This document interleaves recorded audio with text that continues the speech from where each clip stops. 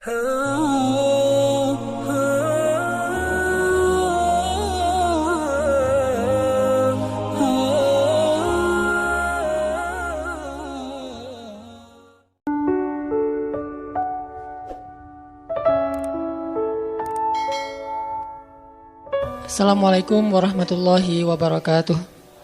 Tidak henti-hentinya untuk bertahmid, bersyukur kepada Allah atas nikmat yang Allah berikan buat kita selama ini, yang sebagian besarnya kita gak sadar kalau kita mendapatkan nikmat itu. Di antara nikmat yang sering kita gak sadari itu adalah nikmat Allah menyelamatkan kita dari banyak kerugian. Kalau keuntungan kan kita tahu nih, karena wujud kan. Tapi kalau kerugian, kita seringnya nggak tahu karena tidak berwujud. Kalau berwujud, rugi. Kalau dihindarkan dari kerugian, pasti nggak akan ada wujudnya. Misalnya dihindarkan dari jatuh, berarti kan nggak ada lecetnya ya. Kalau lecet berarti jatuh.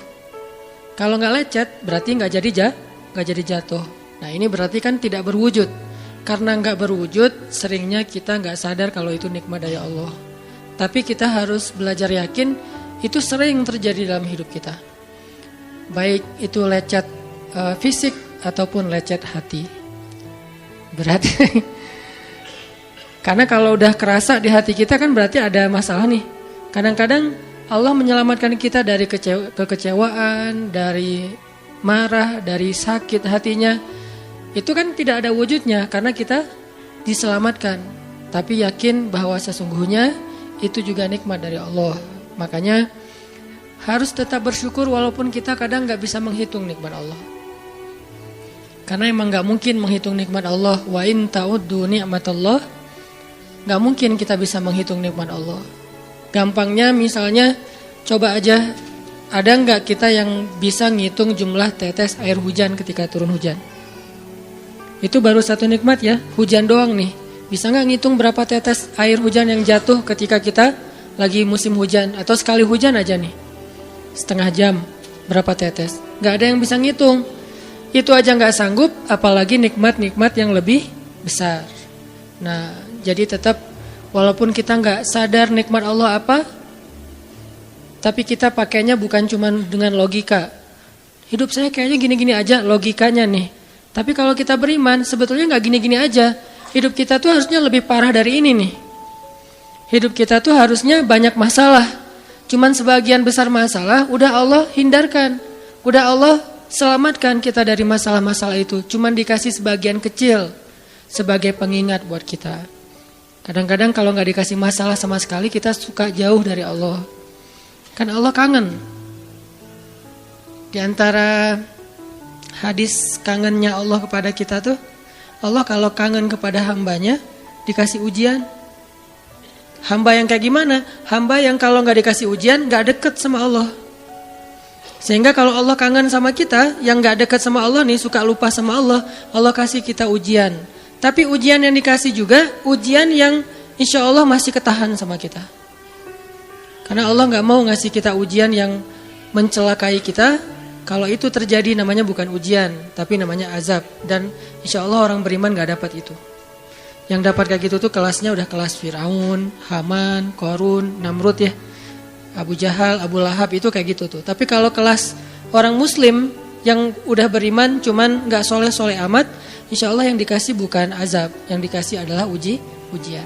Kenapa? Allah kangen dengerin curhat kita di sepertiga malam. Allah kangen ngeliatin kita menangis dan manja kepada Allah. Allah kangen kita bangun tengah malam atau sepertiga malam berdoa kepada Allah. Allah kangen kita berdiri dan sujud dengan waktu yang lama. Kadang-kadang sujudnya setengah jam, saking lagi berserah diri kepada Allah. Allah kangen, makanya dikasih ujian dikit.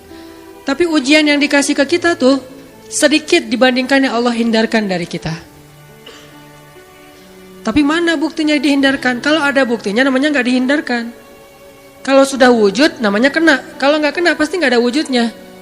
Terus gimana kita tahu? Kita mungkin gak tahu, tapi kita bisa meyakininya, iman. Makanya yang dipakai bukan hanya logika, tapi juga iman. Karena Allah Subhanahu wa taala menyelamatkan kita siang dan malam. Kulla yaumin huwa fi sya'n. Itu ayatnya. Kulla yaumin huwa fi sya'n. Setiap hari Allah sibuk menyelamatkan kita. Salah satu tafsir dari kalimat fi sya'nin adalah Allah sibuk menyelamatkan kita. Setiap hari kulla yaum sibuk menyelamatkan fulan-fulan, sebanyak jumlah manusia, sebanyak itulah yang Allah selamatkan. Bukan cuma mukmin, bahkan orang kafir juga kadang Allah selamatkan. Cuman di dunia, kalau di akhirat beda lagi ceritanya. Kalau di dunia, rahmat Allah semuanya dikasih, baik kepada mukmin ataupun kepada yang tidak mukmin, dikasih rahmat Allah di dunia. Tapi di akhirat hanya berlaku bagi orang-orang yang beriman. Kenapa orang yang tidak beriman kok dikasih rahmat Allah di dunia? Karena di sisi Allah dunia itu kecil, gak terlalu berharga, makanya dikasih semuanya.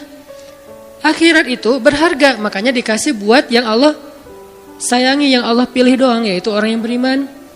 Jadi jangan sampai kita berpikir Allah tuh kayaknya gak fair, kok orang gak beriman dikasih rahmat di dunia. Karena dunia itu gak terlalu berharga di sisi Allah.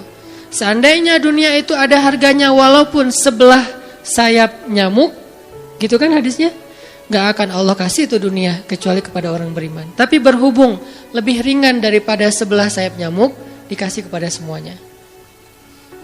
Ibaratnya kalau kita ngasih, kayak ngasih lagi jalan gitu ya, naik angkot misalnya, naik angkot terus sama istri nih naik angkot berdua. Terus pas turun angkot, harga angkotnya tuh misalnya 3.000, udahlah kasih aja 5.000. Karena 2.000 yang kita kasih, nggak mungkin istri kita komplain, kemarin aku minta nggak dikasih, nggak akan mungkin kan? Kenapa? Cuma 2.000. Tapi coba ngasih 100.000, beda tuh. Karena dia sesuatu yang ringan, maka tidak perlu komplain. 2.000 doang, saya juga dikasih lebih dari itu. Harusnya kita sadar bahwa dunia itu 2.000-an. Dunia itu cuma 2.000-an, gak terlalu berharga lah, walaupun tetap butuh, gak berharga juga butuh.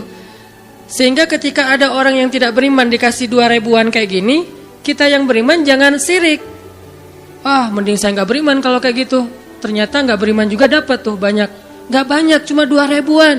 Dan kita mah dikasih lebih banyak dari itu, cuman yang dilihat 2.000-nya, bukan yang ratusan ribunya.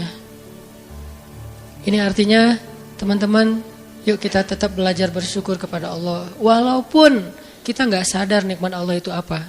Kita gak bisa ngitung dengan logika kita. La tuhsuha, gak mungkin bisa dihitung dengan logika. Tapi kita masih punya logika iman. Yang kita yakin, kulla yaumin huwa fi sya'n. Setiap hari itu Allah ngasih nikmat buat kita. Setiap hari itu Allah menyelamatkan kita dari banyak masalah. Setiap hari.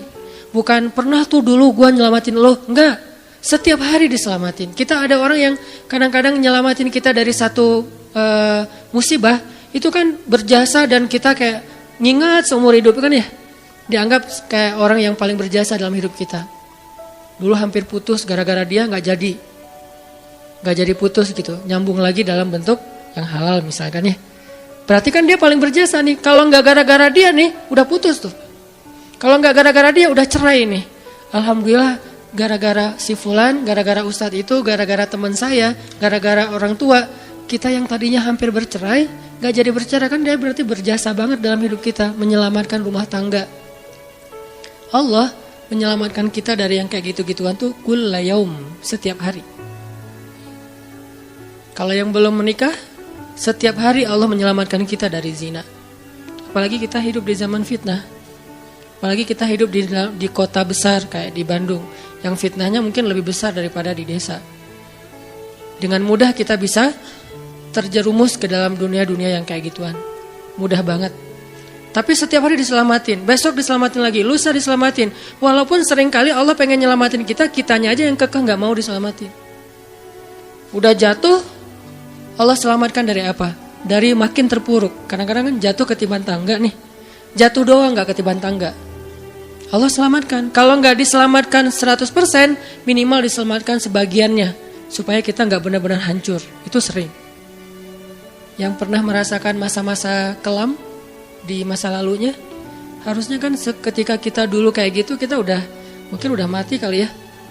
Yang sering tawuran misalnya, yang sering tarung di jalan, alasannya alasan sepele gitu. Kayak kemarin saya pas ke Jakarta ada acara di daerah Bintaro tuh, lagi jalan, ada tawuran pelajar.